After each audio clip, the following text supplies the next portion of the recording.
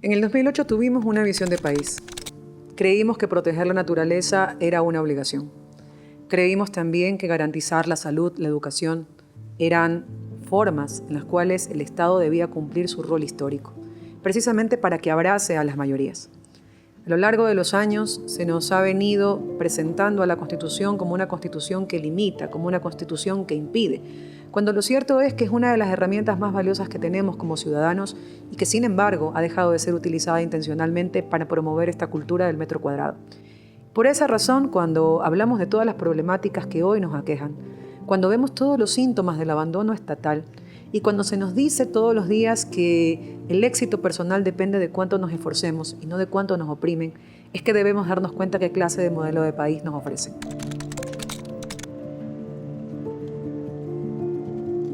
Creo que una de las cosas más graves que se han puesto en vigencia, lastimosamente, en este país hoy en día, es esta puerta abierta hacia todas las manifestaciones de odio y hacia todas las manifestaciones de discriminación.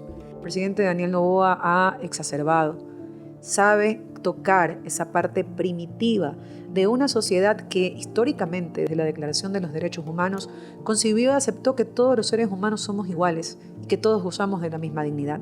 Sin embargo, hoy los mensajes que vienen de quienes apoyan este cambio constitucional parecen abiertamente llamados a volver a poner en vigencia todo un contenido racista, homofóbico, clasista, en donde insultar, denigrar, ofender y criminalizar a otro es lo que tiene que ser tolerado.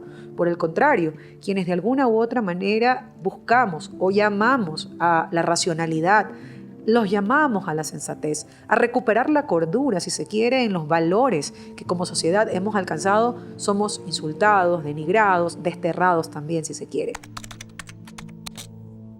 La idea de los contrapesos en su visión de Montecristi era precisamente evitar que una función u otra coopte a cualquiera de las demás para garantizar los límites del poder.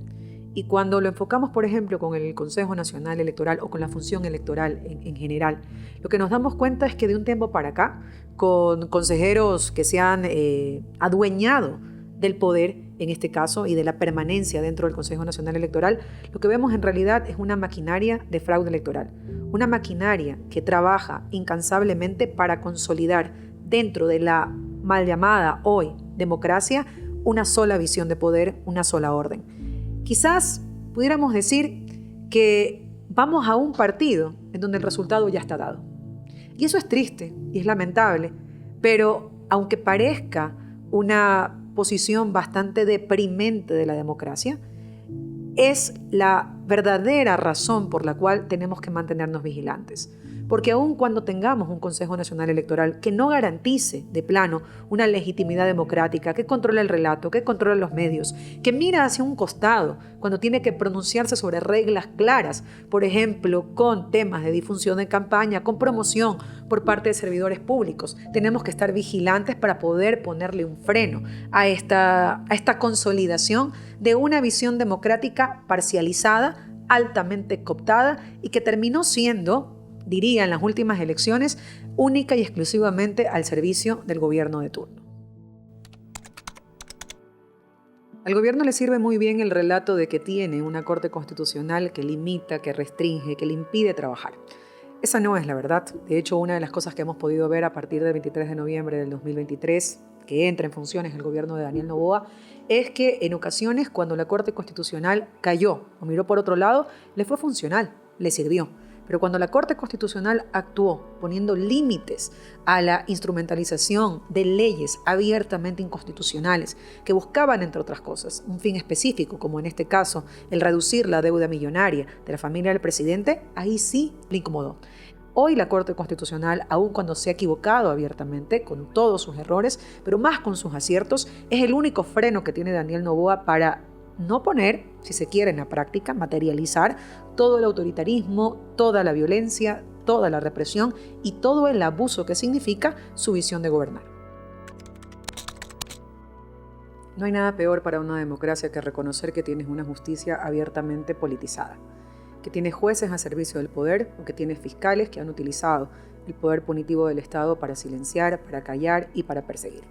Esto no solamente demuestra que la democracia actualmente no solamente que está enferma, sino que muy probablemente está en un riesgo de ser cooptada totalmente, si es que no quisiéramos decir abiertamente que ya lo es, pero demuestra la fragilidad de nuestras instituciones. Darle a una persona que ya tenía poder económico, darle además el poder político, no es una buena combinación.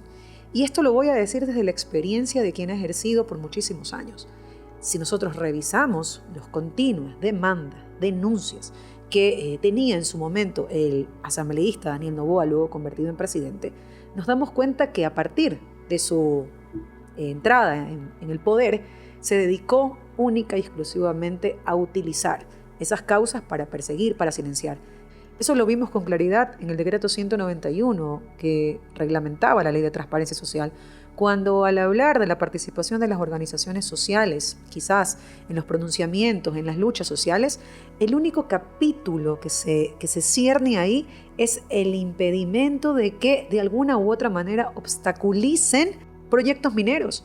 Y hay que repensar esto porque nos debería hacer una alerta el hecho, por ejemplo, de que hace unos meses se denunció precisamente el tráfico de influencias que posiblemente existía entre la empresa canadiense Dundee Precious Metals y la entrega de Quinzacocha, y que motivó, que originó el Quinto Río de Cuenca.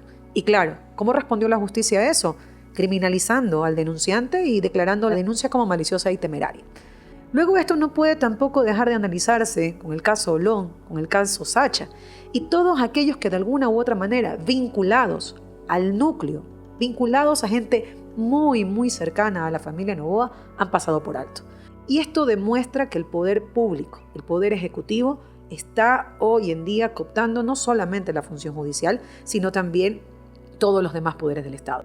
Perder la Corte Constitucional o cambiarla o reemplazarla en el contexto en el que se está promoviendo por parte del oficialismo es quedar a merced del poder absoluto.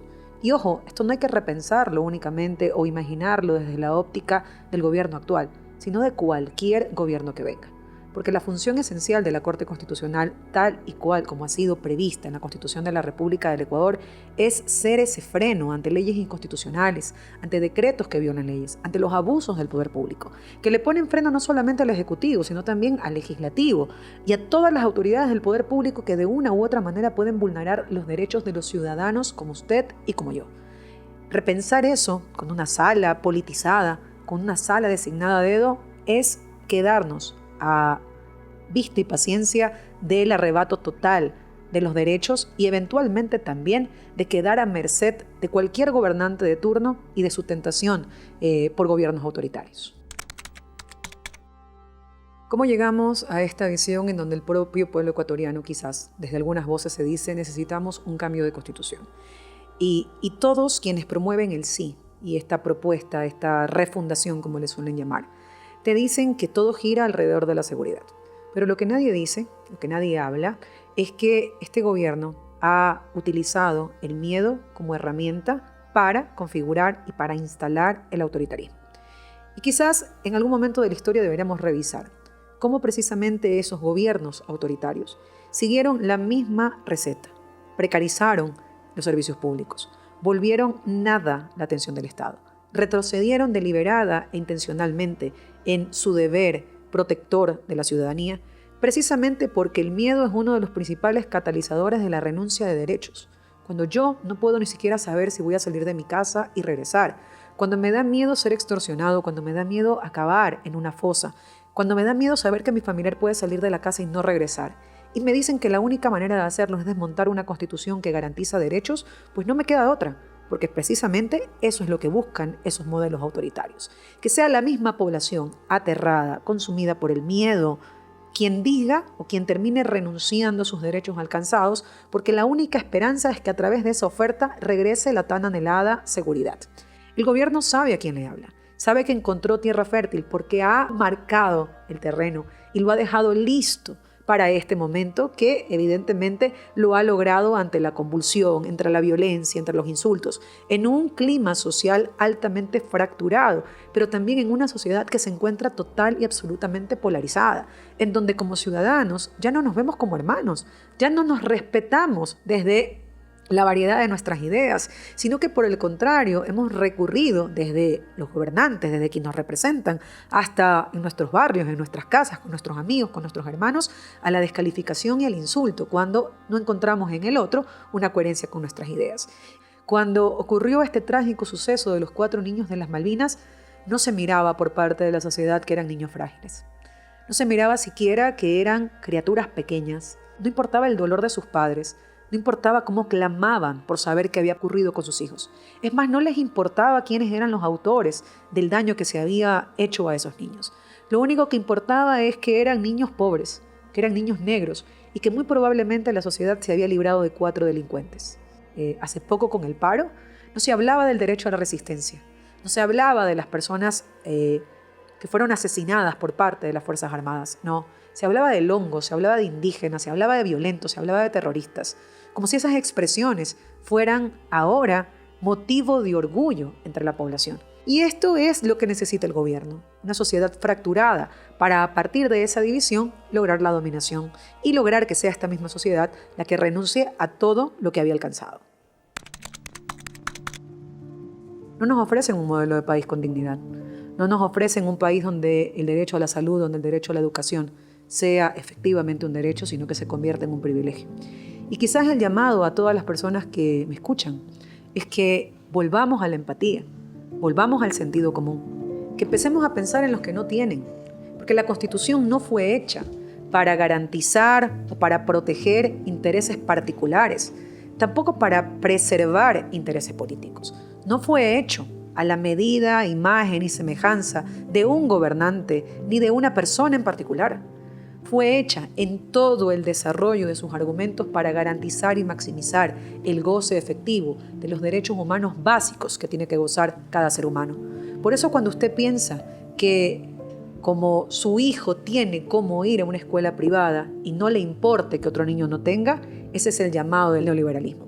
Ese llamado frontal y abierto a la individualidad, a la deshumanización, a ese de no se pueden costear tantos derechos, que en realidad significa los derechos solamente le pertenecen a quien los pueda pagar. Esa es una visión bastante egoísta de un país que sentó hace 17 años las bases de un proyecto de país que debió construirse con dignidad y que abrazaba a las mayorías y no a las minorías. No podemos como ciudadanos retroceder. No podemos como ciudadanos permitir que el miedo nos supere y que sea ese miedo el que nos lleve a tomar decisiones irracionales desde el odio, desde la venganza, desde el capricho personal de una sola persona. Es nuestro deber como ciudadanos articularnos, cohesionarnos, volvernos a mirar como hermanos, volver a mirar con empatía a aquellos que no tienen y luchar, porque si yo tengo un plato de comida, todos lo tengan por igual. Ese es el llamado y creo que es uno de los mensajes más esperanzadores que desde cualquier espacio podemos dar.